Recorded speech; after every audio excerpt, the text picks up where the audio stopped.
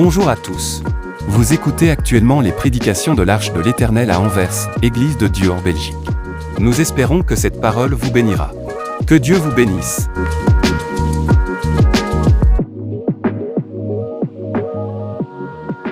Alléluia.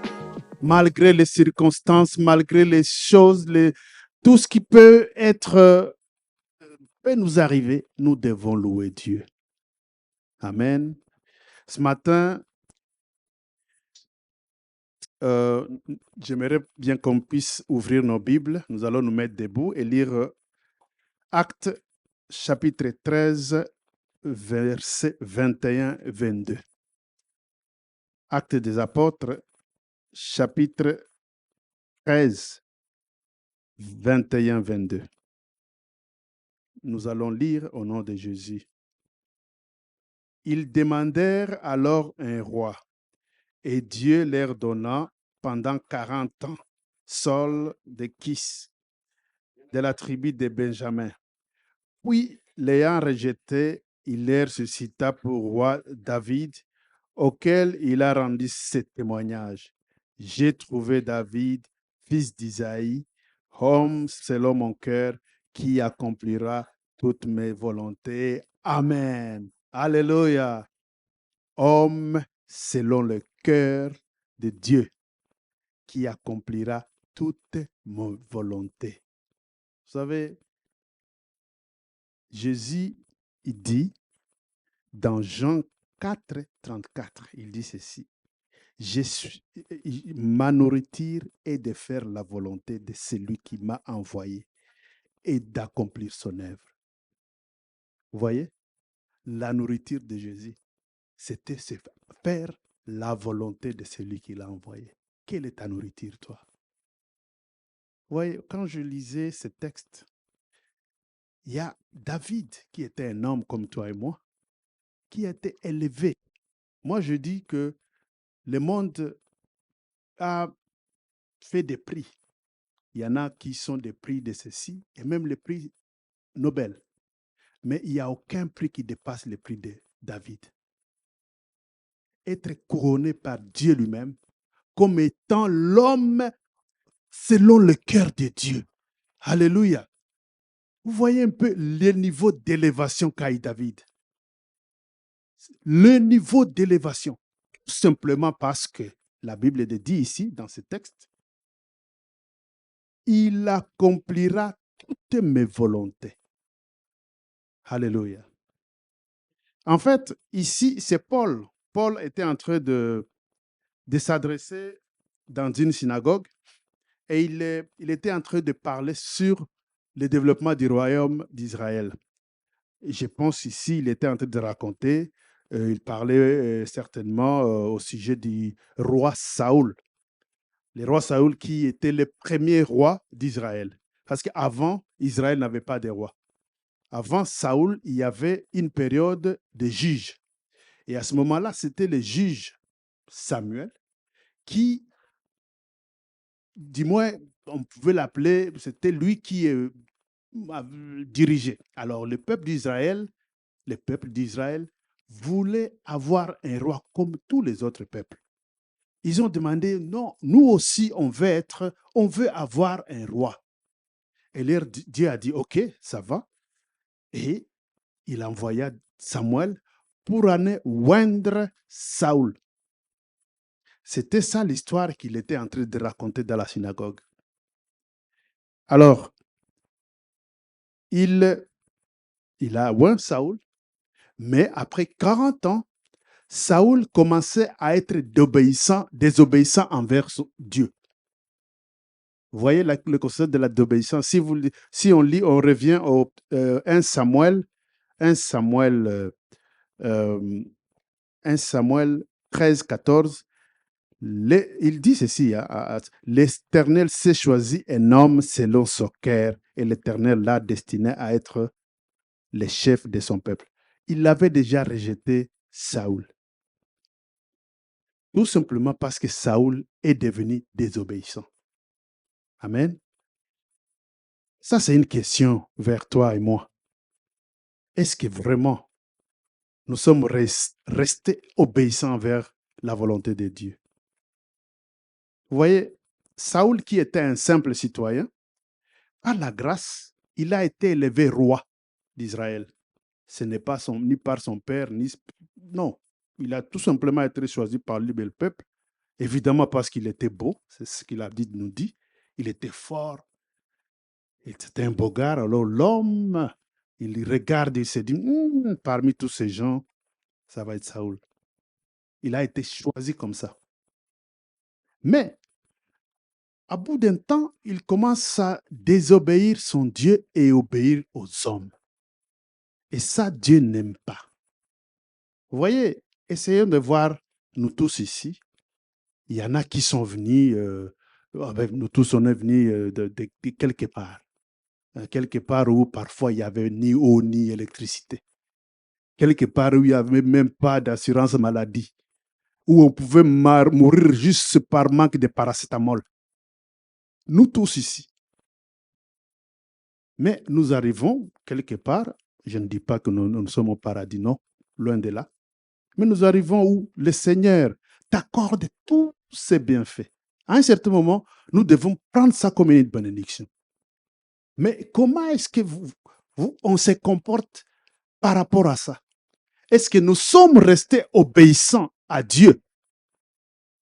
Parce que vous savez que ici, Saoul, il a désobéi et Dieu l'a rejeté. Il a été rejeté. C'est ce que nous dit la parole de Dieu dans Actes. Il a été rejeté. L'ayant rejeté, et il suscita un autre. Parce que là, il se dit, un autre Dieu a vu, il y avait un autre selon son cœur. Alléluia. Un autre selon son cœur. Et c'était David. Et alors Dieu, il envoya Samuel pour aller oindre. Il n'a pas dit que c'était David, mais il a dit, tu vas oindre un des fils d'Isaïe. Alors Samuel, il prit, il commence son voyage pour aller jusqu'à Bethléem. Ah, oui. Et il arriva là. Il entre dans la maison d'Isaïe et Isaïe lui présenta tous ses fils, selon à ce moment-là. Voici tous mes fils.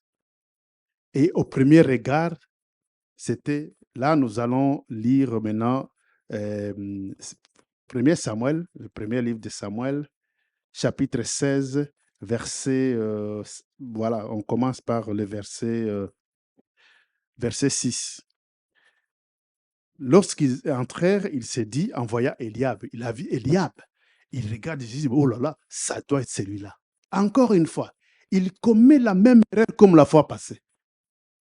Lui, homme, il se focalise principalement sur l'extérieur. Il regarde Eliab, fort, beau, élancé. Il se dit, ça doit être celui-là. Et Dieu lui dit, hey, Samuel, non, non, c'est pas ça. Souviens-toi de la fois passée. Moi, Dieu, je ne regarde pas à ça. Ce qui m'intéresse, c'est l'intérieur. Alléluia.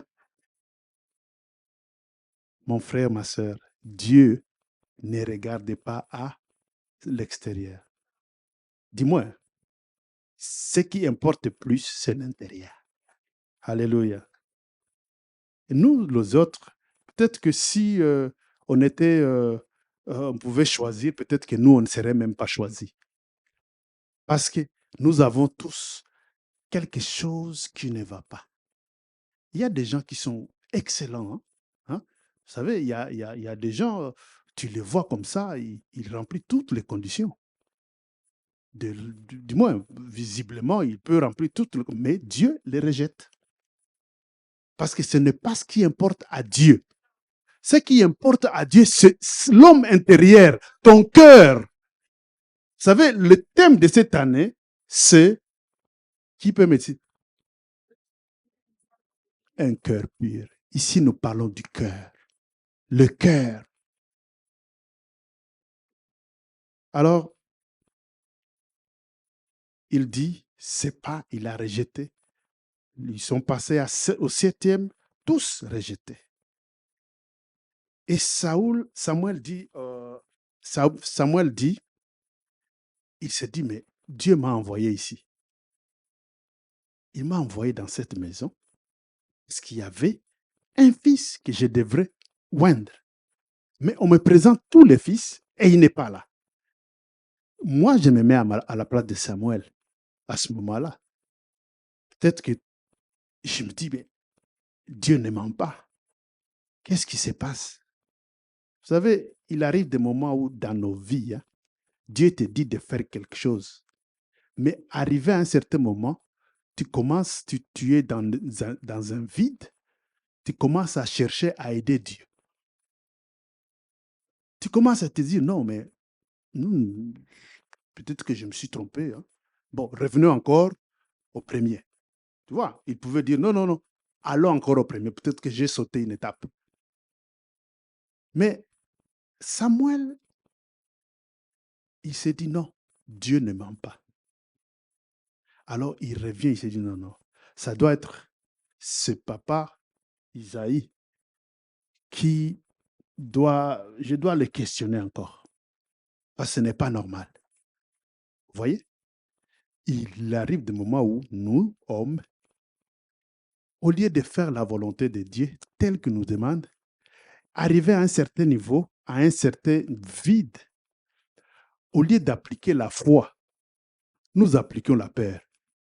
Il pouvait à ce moment-là, Samuel, il pouvait dire, oh, ça c'est une situation très embarrassante. Il pouvait se dire, non, non, ça, il pouvait paniquer, mais il a gardé sa foi en Dieu. Et il a dit, non, non, non, mon Dieu ne ment pas. Ici, il doit y avoir encore un autre fils. Dis-moi, est-ce qu'il n'y a pas un autre? Alors le monsieur, oh oui, oui, oui, en effet, il y a un autre. Ah non, c'est un petit, il garde les brebis. Vous voyez comment David a été traité, même par ses parents. Un oublié. Un oublié. Mon frère, ma soeur, si tu cherches à faire la volonté de Dieu, même si les gens de tes mondes t'oublient, il y a un qui ne t'oubliera jamais. Alléluia. Notre Dieu ne t'oubliera jamais. Si tu consacres ta vie à vouloir faire la volonté de Dieu, toute la volonté, ici la Bible dit toute la volonté de Dieu, je t'assure que le Seigneur te lèvera un jour. Alléluia. Même si le monde veut te rejeter, même si le monde veut te mettre à part, même si tes parents ou n'importe qui, vous savez, il y a des moments où on arrive quelque part, bon, on te met dans... Tu sens vraiment que tu n'es pas le bienvenu. Parce que tout simplement, bon, on estime que tu ne vaux pas l'homme. Mais Dieu, il voit ton cœur. C'est pourquoi je suis venu ce matin te dire, mon frère et ma sœur, nourris ton cœur. Et la nourriture du cœur, c'est faire la volonté de Dieu. Alléluia. Faire la volonté de Dieu. Jésus lui-même qui était Dieu. Oui, mais il dit, ma nourriture est de faire la volonté de celui qui m'a envoyé. Vous voyez? Toi, tu veux te nourrir des choses de ce monde. Les choses qui n'ont pas de valeur. Et tu espères un jour vraiment être honoré par ton Dieu. David dit dans Psaume 48, il dit ceci, à faire ta volonté, ô mon Dieu, j'ai pris plaisir et ta loi est au fond de moi. Vous voyez, David, c'est pourquoi moi, vous savez, depuis le jour où le pasteur nous a donné le thème de l'année, j'étais en train de réfléchir, je me dis, mais ce monsieur, comment est-ce qu'il est parvenu à obtenir ce prix-là? Être appelé homme selon le cœur de Dieu. Et ce n'est pas les hommes qui ont dit ça, c'est Dieu lui-même. C'est Dieu lui-même qui te dit, il te déclare, toi tu es homme selon mon cœur. Alléluia. J'ai dit non, non, non. Il faut que je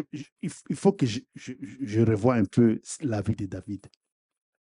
Alors je lis, je me dis, mais il faut que je voie plus loin. Qui était ce David? Qu'est-ce qu'il a fait? Évidemment, je ne suis pas Dieu. Dieu seul sait. Mais j'essaie de voir par rapport à moi ce qui a fait que ce monsieur, un David, qui est un homme avec chair et sang comme moi, peut être appelé homme selon le cœur de Dieu. Alors, j'ai commencé à lire la Bible. Et ici, acte 10, ici, acte 12, l'acte 13 que nous avons lu,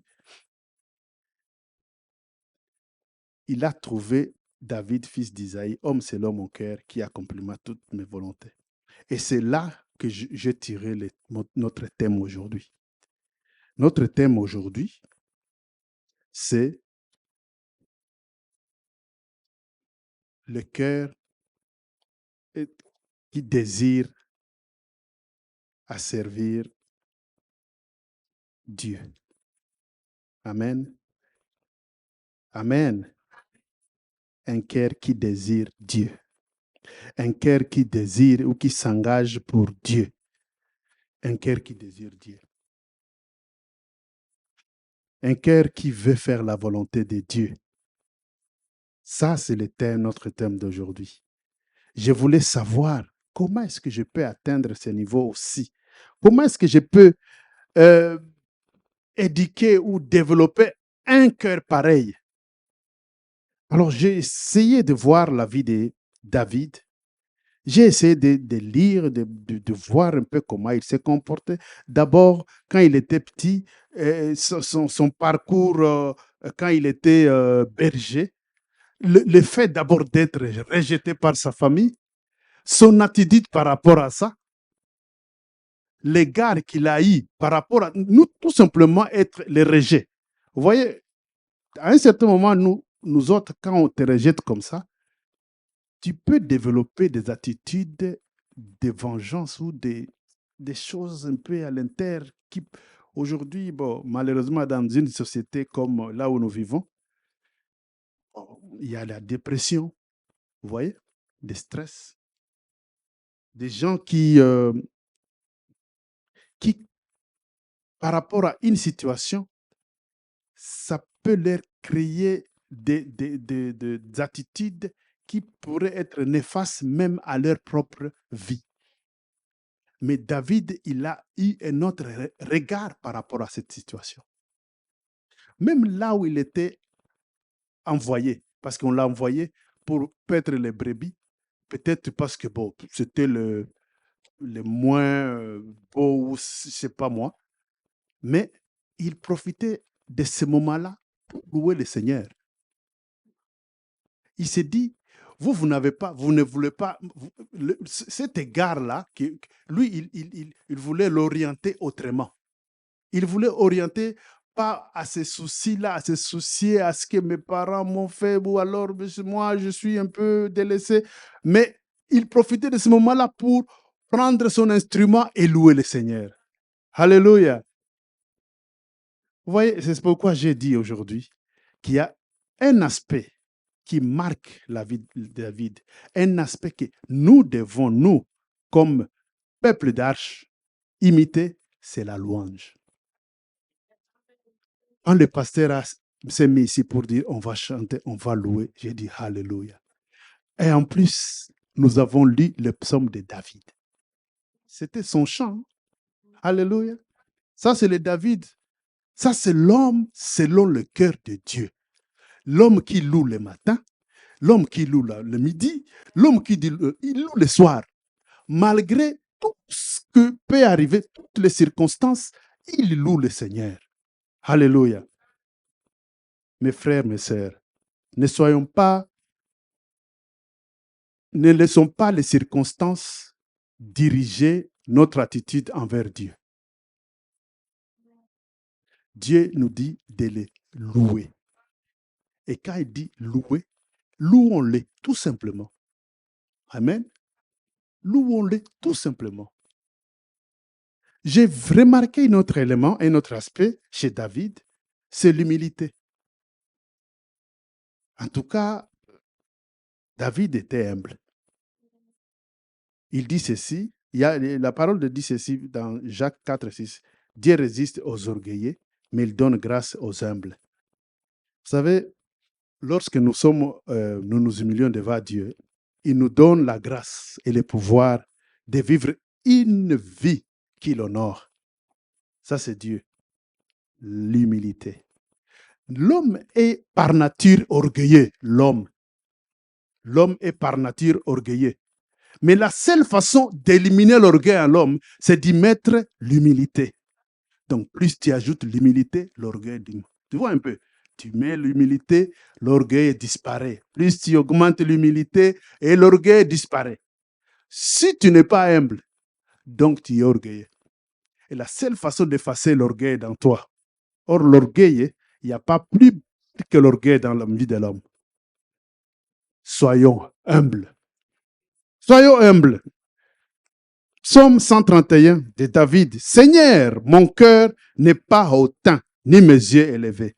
Je ne m'occupe pas non plus des grandes choses. Ça, c'est David. C'était un grand roi. Ouais, c'était pas n'importe qui. C'était pas comme moi, c'était un grand roi. Regarde ce qu'il dit ici. David, c'est quelqu'un qui savait reconnaître ses besoins devant Dieu. Il allait vers Dieu pour des conseils. Contrairement à Saül, qui allait vers les hommes. Soyons humbles. Alléluia. Même dans 2 Chroniques, quand il voulait construire, vous vous rappelez, il voulait construire le temple, et Dieu lui dit, non, non, non, ce ne sera pas toi qui vas construire, ça sera ton fils Salomon. À ce moment-là, en tant qu'humain, il pouvait s'énerver, il pouvait être amer parce qu'il voulait aussi montrer que c'est moi. Tout ce qu'il a fait, il a accepté et il a prié pour son fils. Vous voyez, il y a de ces choses-là. Par manque d'humilité, on peut te dire ne pas faire ça, et toi, ça te met dans des situations, tu montes, tu t'énerves, tu casses les choses, au lieu juste d'accepter et de t'humilier. Dieu aime l'humilité. Soyons humbles, mes chers frères. Nous devons apprendre à cultiver l'humilité. Reconnaître nos faiblesses. Il y en a qui ne reconnaissent jamais. Dans les couples, il y en a un homme qui, lui, il a toujours raison. Quoi qu'il arrive, il a raison. Ou une femme, quoi qu'il arrive, elle a raison. Jamais dire que non, ici j'ai failli, je m'excuse. Il y en a. Si tu es parmi ces gens-là, que Dieu te fasse grâce de reconnaître tes faiblesses.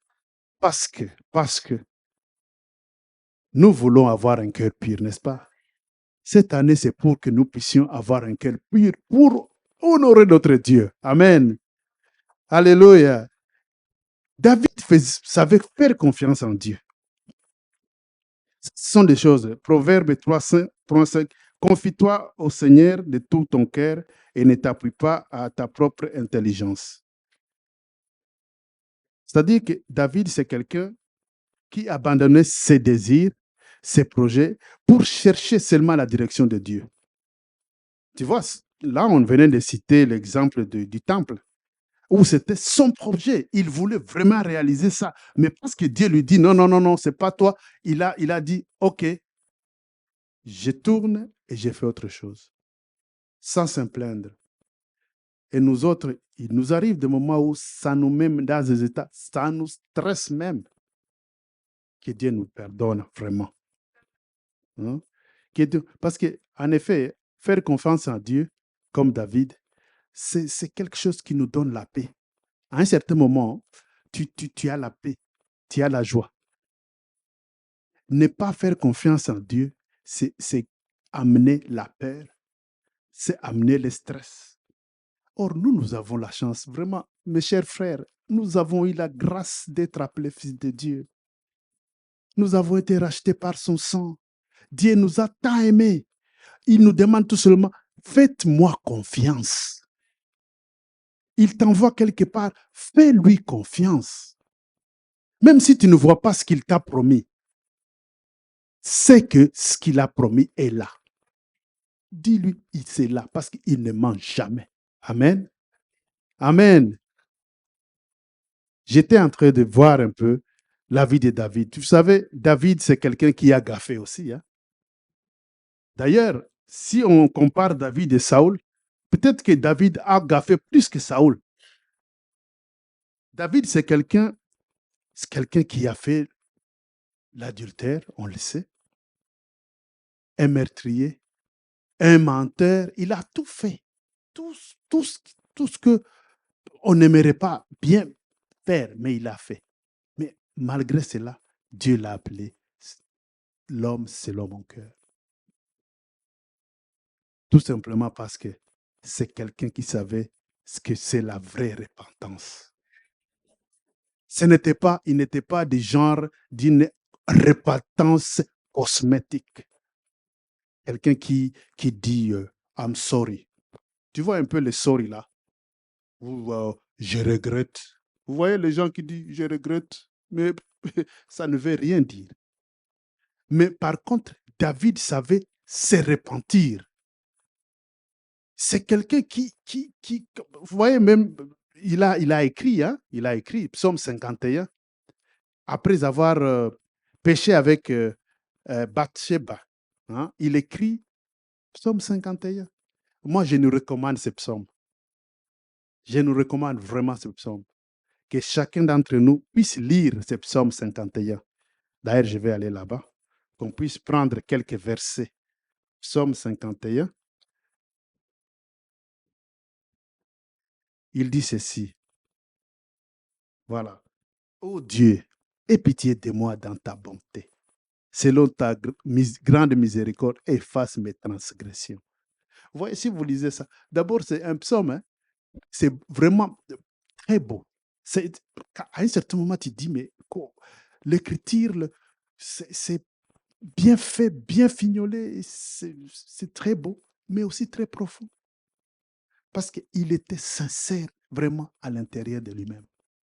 Il voulait vraiment que ce qu'il avait commis comme péché puisse être vraiment oublié par Dieu. Qu'il soit réellement pardonné. Il dit au 12e verset, « Ô Dieu, crée en moi un cœur pur. » Alléluia.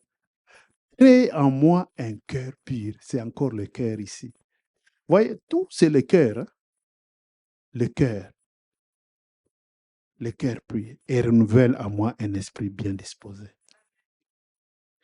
Si ceux qui disent sorry, ceux qui disent la repentance cosmétique, comme je l'ai dit auparavant, c'est en fait les gens qui, vous voyez, bon, vous êtes, I'm sorry, je suis désolé. C'est ça un peu. Je suis désolé. Mais ça ne veut rien dire. Ce sont des choses, il les fait par formalité. Parce qu'il sait que tu veux entendre ces mots-là. Il te dit ça juste pour te faire plaisir. Mais au fond de lui, rien du tout. Ici, David, il a fait cette repentance en croyant cela et en promettant de ne plus jamais refaire. Alléluia. Et ça, c'est ce que Dieu aime. Contrairement à Saoul, il a péché, mais il n'a pas voulu se repentir auprès de Dieu. Dieu est bon. Dieu est bon. Notre Père est bon. Donc, ici, nous avons dit que la repentance, nous avons cité l'humilité, nous avons cité également la prière. David, j'ai vu que David aimait la prière. En fait, la prière était comme son style de vie. Ce que je lis dans 1 Samuel 23, 10, 12. Vous voyez, c'est un exemple. Hein? Il demanda à Dieu si les hommes de Keïla, chez qui il séjournait, les livreraient entre les mains de Saoul. Vous voyez, ce sont des prières Donc, pour chaque chose de sa vie, il recourait à la prière. Il a compris le pouvoir de la prière dans la vie. Je ne sais pas, nous autres ici, où est-ce que nous avons mis la prière. Je nous ai dit au départ de notre présentation ou alors notre message d'aujourd'hui que Dieu, c'est le cœur qui importe plus à Dieu. C'est les choses de l'intérieur qui importent plus à Dieu. La prière, c'est quelque chose qui alimente le cœur. Combien de temps passes-tu dans la prière? Combien de temps passes-tu dans la prière? On a tout le temps pour faire tout ce que le corps désire. C'est comme si on était plus engagé à satisfaire notre corps physique que notre intérieur. On s'est investi dans nos relations, dans notre temps, dans l'argent, dans tout ce que nous ferons. C'est n'est-ce que l'extérieur. Que l'extérieur. Regarde sur toi, regarde un peu. On peut se donner des notes 1 à 10. Hein. Chacun peut analyser, voir où est-ce que je suis par rapport à ces cotes. À mon être intérieur. Où est-ce que je le mets? Est-ce que c'est la priorité de ma vie? David a su mettre Dieu avant tout. Et c'est pourquoi Dieu l'a appelé l'homme selon mon cœur. L'homme selon mon cœur. J'aimerais que Dieu m'appelle aussi Dieu, l'homme innocent. Dieu, l'homme selon mon cœur. Quel plaisir! Je pense que nous tous, c'est ça notre prière. Pour l'année 2024, nous tous, avec notre thème qui est magnifique, Dieu, l'homme selon le cœur. L'arche, notre église, arche, le peuple de l'arche selon le cœur de Dieu. Alléluia. David, qui savait honorer Dieu. Ça, c'est aussi un élément. 1 Samuel 2,30. Je ne sais pas, je ne l'ai pas mentionné. 1 Samuel 2,30. C'est pourquoi voici ce que dit l'Éternel, le Dieu d'Israël. J'avais déclaré que ta maison et la maison de ton père marcheraient devant moi à perpétuité. Et maintenant, dit l'Éternel, loin de moi, car j'honorerai celui qui m'honore. Mais ceux qui me méprisent seront méprisés. Ça, c'est Dieu qui dit. David a compris que le seul secret de faire la volonté de Dieu, c'est qu'il honore Dieu. Honore Dieu et Dieu t'honorera. Si tu veux être honoré par Dieu, parce que c'est le prix qu'a obtenu David ici, le prix d'être appelé homme selon le cœur de Dieu, c'est un honneur extraordinaire. Et nous tous, on aimerait avoir ce privilège. Donc, nous devons honorer Dieu par tout ce que nous ferons, par nos offrandes, par notre vie. Notre vie doit honorer Dieu. 2 Samuel 8, 14, j'ai aussi marqué quelque chose là-bas. J'ai vu que 2 Samuel 8, 14, voilà. Ici, je voulais juste lire la dernière partie. Il dit, l'Éternel protégeait David partout où il allait. Vous voyez les conséquences d'honorer Dieu. Il te protège partout où tu iras. Alléluia. Mes frères et sœurs, ce matin, je voulais juste partager ces aspects de David afin que cette année, encore une fois, nous puissions vivre, non pas pour satisfaire ton mari, ta femme, c'est bien, mais surtout faire la volonté de Dieu. Que Dieu nous bénisse. Amen. Amen.